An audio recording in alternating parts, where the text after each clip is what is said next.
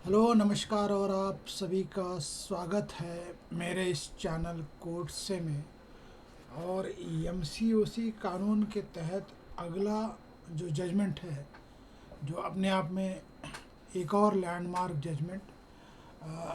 उस जजमेंट के हवाले से कुछ कानूनी पहलू को समझने की कोशिश। तो शुरू करते हैं आज का ये वीडियो। जजमेंट जो है अपने आप में सेलिब्रेटेड है, हाल ही का है। और अगर मैं कॉज टाइटल की बात करूं तो Kavita Lankesh versus state of Maharashtra, ये इसका बेसिक कॉज टाइटल है। अब Kavita Lankesh versus state of Maharashtra, ये एमसीओसी कानून जो है महाराष्ट्र का, उसी के अनुरूप स्टेट ऑफ कर्नाटका का अपना एक कानून है, Karnataka control of organise crime act, almost identical है। तो ये KCOC यह प्रोविज़न इन्वोक किया गया था जब एक जर्नलिस्ट जो थी, काफ़ी नामी गिरामी जर्नलिस्ट गौरी लंकेश की जब हत्या होती है 5 सितंबर 2017 को, बेंगलोर में उनके घर के पास उनको गोली मारकर उनकी हत्या हो जाती है। तो उनकी जो बहन है कविता लंकेश, उनकी शिकायत पर भारतीय दंड संहिता, उस वक्त आईपीसी था 302, और आर्म्स एक्ट के अंतर्गत एफआईआर दर्ज की जाती है। अब जब क्राइम रजिस्टर्ड होता है तो उसके बाद जो मामले की जांच है वो एसआईटी, स्पेशल इन्वेस्टिगेटिव टीम यानी एसआईटी को सौंप दी गई। अब जांच के दौरान पुलिस को जो है कथित रूप से ऐसे मटेरियल मिले जिनसे यह संकेत मिला कि अपराध किसी संगठित अपराध सिंडिकेट से संबंधित हो सकता है, यानी कि जो ऑफेंस है वो किसी ऑर्गेनाइज क्राइम सिंडिकेट से कनेक्टेड हो सकता है। इसके बाद बेंगलोर के जो पुलिस कमिश्नर थे, उन्होंने Karnataka control of organise crime act 2000 यानी कि KCOCA सेक्शन 3 लागू करने के लिए सेक्शन 24(1) सबसेक्शन 1 सबसेक्शन A के अंतर्गत प्रायर अप्रूवल ग्रांट किया। तो ये बेसिक प्रीमाइस है कि क्राइम रजिस्टर्ड हुआ गौरी लंकेश की सिस्टर जो है कविता लंकेश के द्वारा आईपीसी 302 और आर्म्स एक्ट के तहत, जब उनकी बहन की जो गोली मारकर हत्या हुई थी पत्रकार गौरी लंकेश की 5 सितंबर 2017 को। इन्वेस्टिगेशन हैंडओवर कर दिया जाता है एसआईटी को स्टेट ऑफ कर्नाटका की तरफ से। कर्नाटका स्टेट गवर्नमेंट जब एसआईटी कॉन्स्टिट्यूट करती है, इन्वेस्टिगेशन ट्रांसफ़र करती है, तो इन्वेस्टिगेशन के दौरान ये पाया जाता है कि ये जो अपराध है वो किसी ऑर्गेनाइज क्राइम सिंडिकेट से जुड़ा हो सकता है, कनेक्टेड हो सकता है। और इस तहत KCOCA के धारा 3 को लागू करने के लिए सेक्शन 24(1) A के अंतर्गत प्रायर अप्रूवल ग्रांट कर दिया जाता है। अब इस मामले में एक और अक्यूज्ड मोहन नायक को आरोपी बनाया जाता है। और उनके अनुसार जो प्रोसिक्यूशन का जो केस था उस पर आरोप था कि उसने को एक्यूज के निर्देश पर किराए पे मकान लिया और कथित रूप से सिंडिकेट के, जो ऑर्गेनाइज क्राइम सिंडिकेट था, उनके सदस्यों तथा हमलावरों को एक आश्रय प्रदान किया और इस लिहाज से उसे एक्यूज़ बनाया गया। अब ये प्रोसिक्यूशन का केस था कि ये को एक्यूज़ को कोई मकान किराए पे लिया और वहाँ पे उन्हें कथित रूप से जो ऑर्गेनाइज क्राइम सिंडिकेट के जो मेंबर थे और जो हमलावर थे उनको वहाँ पे उसने एक आश्रय प्रदान किया, यानी कि रहने के लिए जगह तलाश करके दी। ये सिर्फ आरोप थे, अभी इसका ट्रायल होना बाकी था, आरोप सिद्ध होने बाकी थे। अब मोहन नायक जो अक्यूज्ड है कर्नाटका हाई कोर्ट में रिट पिटिशन फाइल करते हैं और KCOCA जो लागू होता है जिसमें कि प्रायर अप्रूवल ग्रांट होता है उसको चैलेंज करते हैं और चैलेंज करने के बाद हाई कोर्ट जो कर्नाटका हाई कोर्ट है उन्होंने जो अक्यूज मोहन नायक जो पिटिशनर थे उनके विरुद्ध जो नेसेसरी इंग्रेडिएंट्स में से वन ऑफ द इंग्रेडिएंट जो है कानून के अंतर्गत कि आवश्यक पुराने मामलों की चार्जशीट एक या एक से अधिक क्या मोहन नायक के विरुद्ध ऐसी कोई चार्जशीट थी, प्रीवियस चार्जशीट जो कहते हैं, और अगर वो नहीं थी तो क्या यह कंटिन्यूइंग अनलॉफुल एक्टिविटी के अंतर आएगा। तो ये पाया गया कि जो मोहन नायक है उनके खिलाफ ऐसी कोई प्रीवियस चार्जशीट वगैरह तो कोई पाई नहीं गई थी, जो मटेरियल ऑन रिकॉर्ड्स पे थे नहीं। तो इस लिहाज से जो अप्रूवल दिया था KCOCA के तहत MCOC लगाने का, उसे कर्नाटका हाई कोर्ट ने इस बिना पे खारिज किया कि कोई ऐसी प्रीवियस चार्जशीट जो मोहन नायक है इनके विरुद्ध नहीं थी और इस लिहाज से वो कंटिन्यूइंग अनलॉफुल एक्टिविटी की परिभाषा में यानी कि डेफिनेशंस में नहीं आता और इस लिहाज से जो अप्रूवल था वो खारिज कर दिया जाता है। अब इसके बाद जो कविता लंकेश जो है जो कंप्लेनेंट थी और वो सिस्टर थी गौरी लंकेश की, और state of Karnataka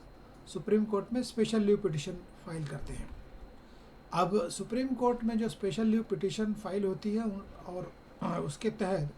supreme court में ये प्रश्न था कि क्या KCOCA की धारा 24 सेक्शन 24 सबसेक्शन 1A के अंतर्गत दी जाने वाली पूर्व स्वीकृति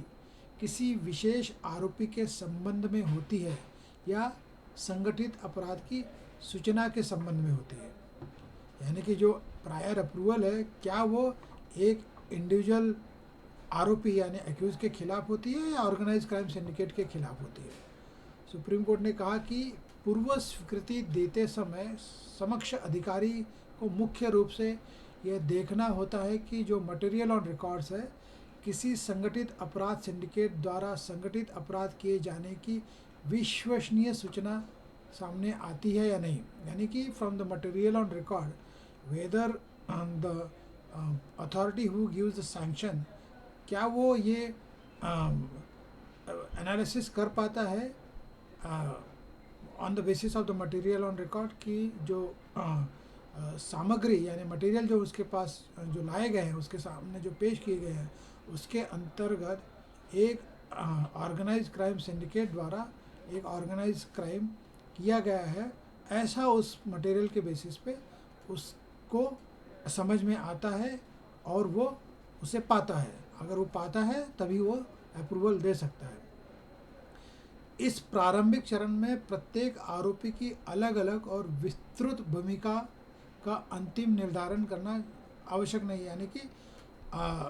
जो ऑफेंस है जो क्राइम रजिस्टर्ड है उसमें कई सारे एक्यूज होंगे, तो हर एक आरोपी के खिलाफ जो है एकदम डिटेल में एनालिसिस करने की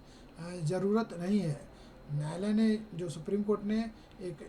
प्रिंसिपल जो है उसे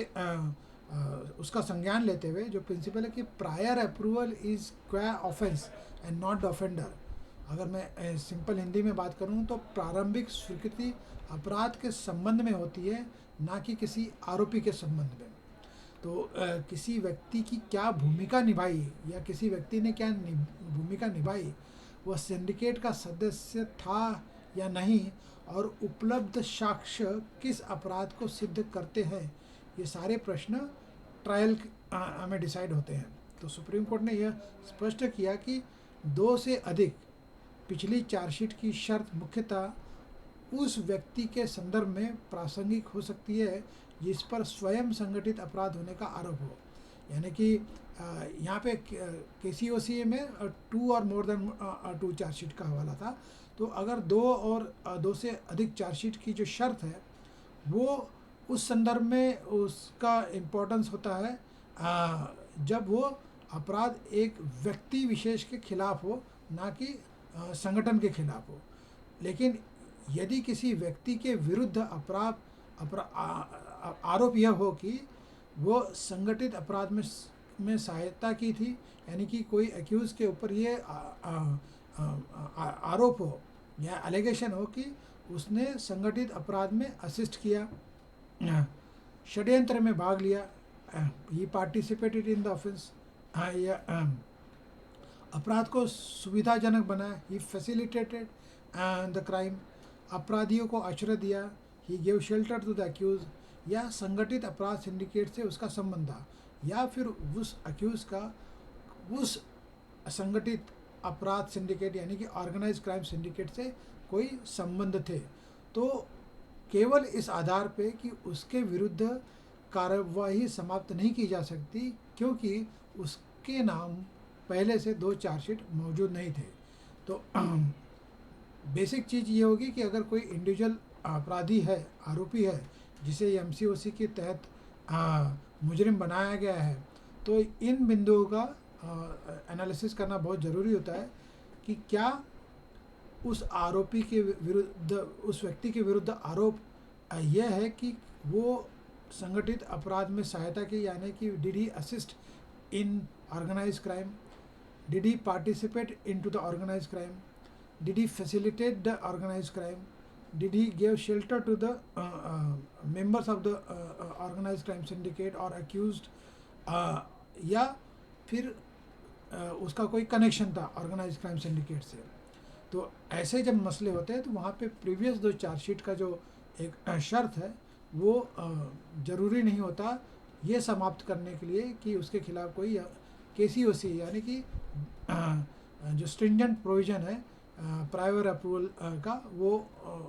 खारिज करके उसे समाप्त कर दिया जाए। ऐसे मामलों में जांच एजेंसी को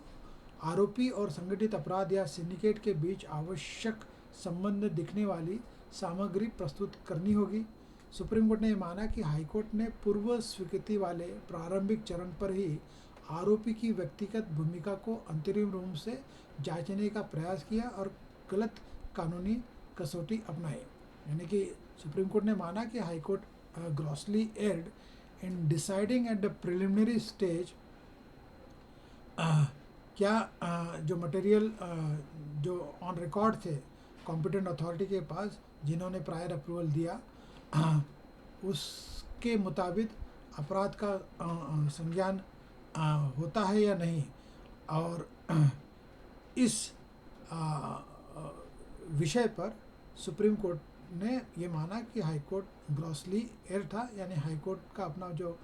तथ्य था वो एरोनियस था। अंततः सुप्रीम कोर्ट ने कविता लंकेश और सरकार जो कर्नाटका सरकार की अपील थी उसे अलाउ की और जो हाईकोर्ट का निर्णय था 22 अप्रैल 2021 को उसे रद्द कर दिया। और मोहन नायक जो आरोपी थे जिन्होंने हाईकोर्ट में याचिका दायर की थी कि जो प्रायर अप्रूवल है उसे इनवैलिड या इलीगल डिक्लेयर कर दिया जाए, और जो कि हाईकोर्ट ने डिक्लेयर किया उसके तहत उनके खिलाफ जो KCOCA के प्रोविजंस के अंदर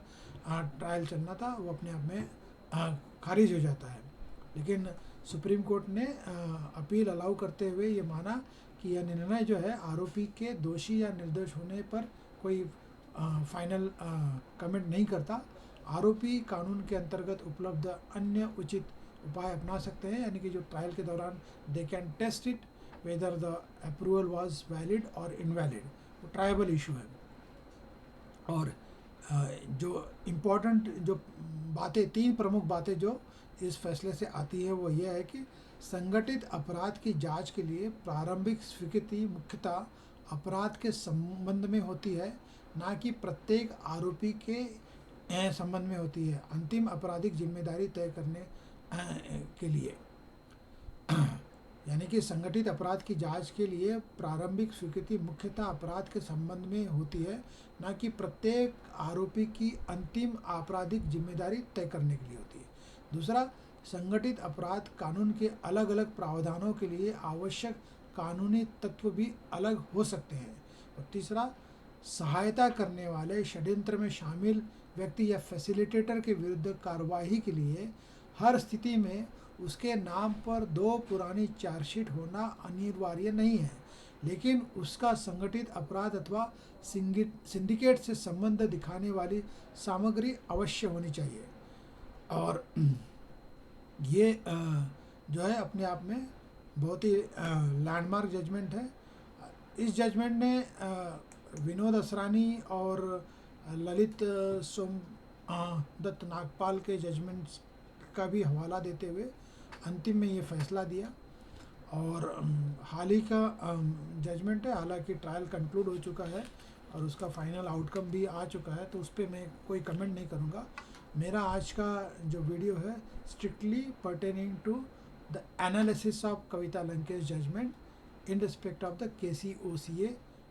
provisions where the accused challenged the prior approval granted, which High Court allowed, and subsequently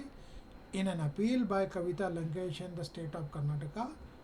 the Supreme Court found it erroneous impugned judgment, struck it out and जो अप्रूवल था वो वैलिड माना गया। तो आज इतना ही, फिर मिलूँगा अगले वीडियो में ऐसे ही इम्पोर्टेंट MCOC कानून से जुड़ा